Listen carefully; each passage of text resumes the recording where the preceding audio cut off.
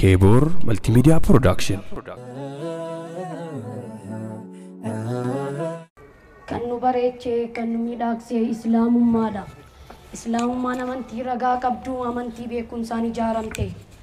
Islaamummaan akka nuti morma keenya namaaf gadi hin goone nu barsiifti. Islaamummaan akka nuti uumamtoota hin sodaanne nu barsiifti. Islaamummaan akka nuti rabbitti waa daballee hin gabbarre nu barsiifti.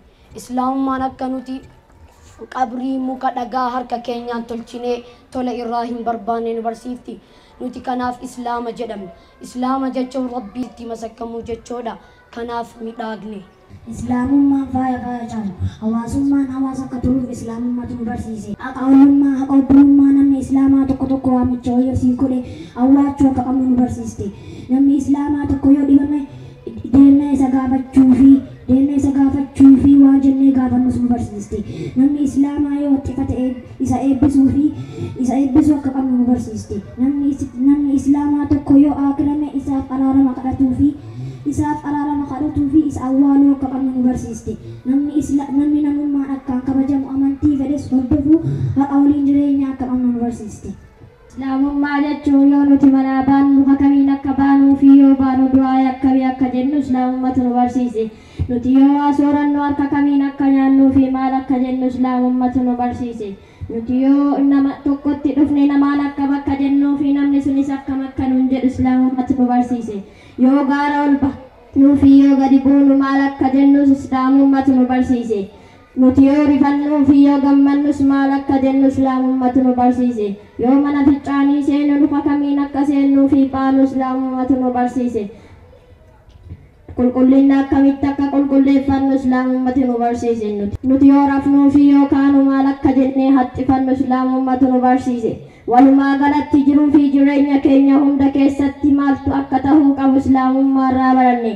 Kanaaf faayamnee kanaaf midhaagne. Kanaaf islaamummaa jechuun kan halaalaa fi haraamaa addaan baasee nu barsiise. Maal akka nyaannuu fi maal akka dhiifnu islaamummatu adda baasee nu barsiise. Dhugaatiin nama rabbitti amanee maal akka tahee fi maaltu akka gaarii ta'e akkasumas maaltu akka miidhaa qabu islaamummatu nu barsiise. Maal akkamitti akka uffannuu fi maal akka uffannu islaamummatu nu barsiise. Uffannaa dhiiraas ta'ee kan dubartii akkamitti akka uffannu islaamummatu nu barsiise. Maal akka hojjannuu fi hojii akkamii akka hojjannus islaamummatu nu barsiise. Mallaqa halaalaatiin akkamitti akka hojjannuu fi akkamitti akka namaa walii galuu qabnu islaamummatu nu barsiise. Nabi Aadamiin uumee akkaataa fuudhaaf heerumaa isarraa qabee ta'a akkamii akka fuutus nama akkamitti akka heerumtu islaamummatu nu barsiise.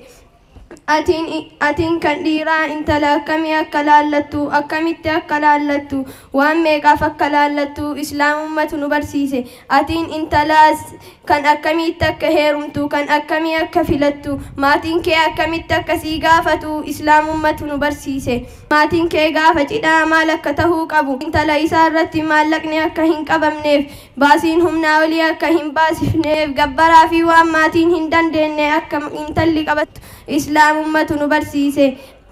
Gaafa cidhaa maaltu akka qophaa'uu qabu maaltu akka hafuu hin qabne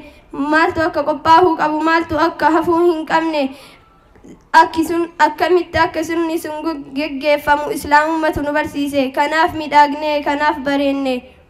Islaamummaan ragaa dharaa dhaabbachuu irraa cimsitee cichitee akka nuti dhorkannu islaamummatu nu barsiise. Haqa namaa akka hin nyaanne zaalimiin booddee isaa maal akka tahu islaamummatu nu barsiise. Waadaa namaa akka eegnu waan lafaa argine akka abbaa itti saqnu islaamummatu nu barsiise.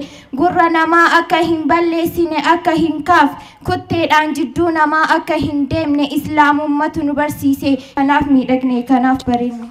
Islaamummaan diinii haqaati ifa duniyaa aakhiraati. Islaama ta'uu keenyaaf alhamdulillahi. Wassalaamu alaykum wa rahmatullahi.